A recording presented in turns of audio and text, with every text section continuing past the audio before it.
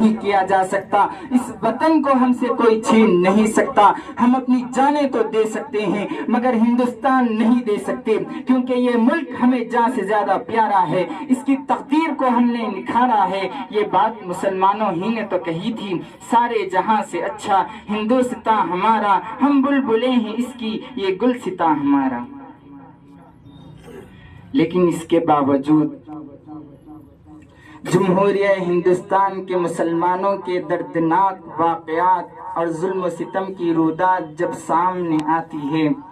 تو خون کے آنسو نکل پڑتے ہیں اور دل سے ایسی آہ نکلتی ہے کہ اگر ہمارے اسلاف و اکابر کو اس کا تصور بھی ہوتا تو خدا کی قسم وہ لوگ اس ملک کو انگریزوں کی غلامی سے چھڑانے اور ہندوستان کو آزاد کرانے کے لیے اتنی بڑی قربانیاں نہ دیتے اگر انہیں یہ معلوم ہوتا کہ اس ہندوستان میں مسلمانوں پر ایسا دن بھی آئے گا کہ جب مسلمان آزادی کی جگہ انگریزوں کی غلامی کو پسند کریں گے تو وہ شمشیر برہنہ لے کر میدان جہاد میں کبھی نہ نکلتے۔ انہیں کیا معلوم تھا کہ جس ہندوستان کی آزادی کے لیے بالا کوٹ کی پہاڑی پر سید احمد شہید اور شاہ اسماعیل شہید نے جان دی، انہیں کیا معلوم تھا کہ جس ہندوستان کی آزادی کے لیے شاملی کے میدان میں علماء دیوبند توپوں کا نشانہ بنے، انہیں کیا معلوم تھا کہ جس ہندوستان کی آزادی کے لیے شیخ الہند اور شیخ الاسلام کالا پانی گئے، انہیں کیا معلوم تھا کہ جس ہندوستان کی آزادی کے لیے شیخ الاسلام حسین احمد مدنی پر سوٹ وارنٹ ہوا،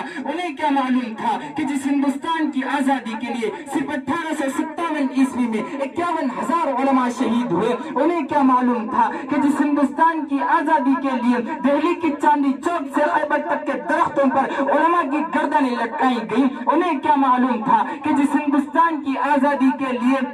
علماء کو برہنہ کر کے آگ کے انگاروں پر ڈالا گیا، اس ہندوستان میں مسلمانوں پر ایسا دن بھی آئے گا کہ مسلمانوں پر ظلم و ستم کا پہاڑ ٹوٹے گا اور انہیں حقوق سے محروم کیا جائے گا۔ میرے دوستو، اس وطن کو آزاد ہوئے 78 سال ہو گئے، لیکن 78 سالہ دور آزادی میں ارباب حکومت نے مسلمانوں کے ساتھ کس طرح غیر مساویانہ رویہ اختیار کیا اور ظلم و استبداد کے کون کون ہتھیار استعمال کیے، اس کی درد بھری داستان ہے۔ سینکڑوں فسادات کی تاریخ میرے سامنے ہے جسے یاد کر کے کلیجہ منہ کو آتا ہے، زبانیں گم ہو جاتی ہے کہ ہائے یہ کیسی آزادی ہے کہ ہم مسلمانوں کا جان و مال محفوظ نہیں، ہمارے عزت و آبرو پر شب مارے جا رہے ہیں، ہمارے حقوق کو پامال، ہماری آبادیوں کو ویران، ہماری مساجد و مکاتب کو مسمار، ہماری خانقاہ و مدارس پر بنیاد پرستی کا الزام، قربانی پر پابندی، لاؤڈ اسپیکر پر اذان کے خلاف مقدمہ بازی، قبرستانوں پر غاصبانہ قبضہ، خدائے قانون اور قرآنی دستور مسلم